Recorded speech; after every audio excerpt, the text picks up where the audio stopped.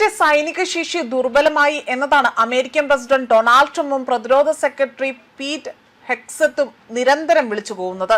Iran ഇനി ഒരിക്കൽ പോലും തിരിച്ചു കരകയറാനാകാത്ത വിധം ആഘാതം അവരുടെ രാജ്യത്ത് സൃഷ്ടിച്ചുവെന്നും അവർ സൈനിക ശേഷി പൂർണ്ണമായും തന്നെ തകർന്നടിഞ്ഞുവെന്നും ട്രംപ് ഭരണകൂടം ആവർത്തിച്ചുള്ള അവകാശവാദങ്ങൾ ഉന്നയിക്കുകയാണ്. എന്നാൽ ഒടുവിൽ ഈ അവകാശവാദങ്ങളെല്ലാം കാറ്റിൽ പറത്തിക്കൊണ്ട് ഇറാന്റെ സൈനിക ശേഷി ഇപ്പോഴും ശക്തമാണ് എന്ന വിലയിരുത്തലുമായിട്ടാണ് US പ്രതിരോധ ആസ്ഥാനമായ പെന്റഗണിന്റെ ഇന്റലിജൻസ് വിഭാഗം രംഗത്ത് വന്നിരിക്കുന്നത്. ഇതോടുകൂടി തന്നെ ഇറാൻ കൂടുതൽ ശക്തമായി തന്നെ തുടരുകയാണ് എന്നതിന്റെ ഒരു ഉദാഹരണമാണ് ഇതിലൂടെ തന്നെ ഇവർ പുറത്തുവിട്ടിരിക്കുന്നത്.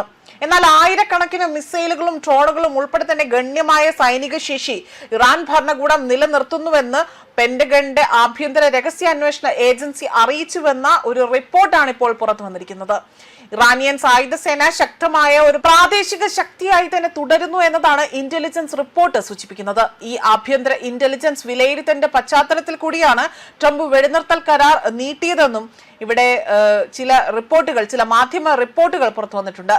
എന്നാൽ ചർച്ചയ്ക്ക് മധ്യസ്ഥത വഹിക്കുന്ന പാകിസ്ഥാന്റെ അഭ്യർത്ഥന മാനിച്ചാണ് വെടിനിർത്തൽ നീട്ടിയതെന്നതാണ് ട്രംപ് അറിയിച്ചിരിക്കുന്നത്. വെടിനിർത്തൽ നീട്ടൽ തങ്ങൾ അഭ്യർത്ഥിച്ചിട്ടില്ല എന്നത് ഇറാൻ ഇവിടെ പറയുകയും ചെയ്യുന്നു. മാത്രമല്ല ഏതു ഭീഷണികൾക്കും ശത്രുതാപരമായ നടപടികൾക്കും നിർണായകമായും ഉടനടി തന്നെ ഇവിടെ പ്രതികരിക്കാൻ ഞങ്ങൾ സജ്ജമാണ് എന്നും ഇറാന്റെ സായുധ സേനയാണ് അറിയിച്ചിരിക്കുന്നത്.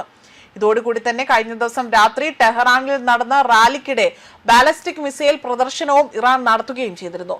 2 ആഴ്ചത്തെ വെടിനിർത്തൽ കാലാവധി തീരുന്നതിന് മണിക്കൂറുകൾക്ക് മുൻപാണ് തലസ്ഥാനത്തിന്റെ ഹൃദയഭാഗത്തുള്ള ചില സ്ഥലങ്ങളിൽ വലിയ രീതിയിലുള്ള ജനക്കൂട്ടം അവിടെ സംഘടിതമായി തന്നെ എത്തിയത്.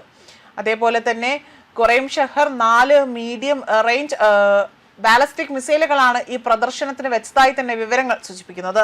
മാത്രമല്ല മറ്റു നഗരങ്ങളിലെ റാലികളിലും റോക്കറ്റുകൾ പ്രദർശിപ്പിച്ചതായി തന്നെ ഇറാനിയൻ മാധ്യമങ്ങൾ റിപ്പോർട്ട് ചെയ്യുകയും ചെയ്തിട്ടുണ്ട്. ഇതിനെല്ലാം ഇടയിലാണ് ഇത്തരത്തിലൊരു വാർത്ത പുറത്തുവരുന്നതും. ന്യൂസ് ഡെസ്ക് കർമ്മ ന്യൂസ്.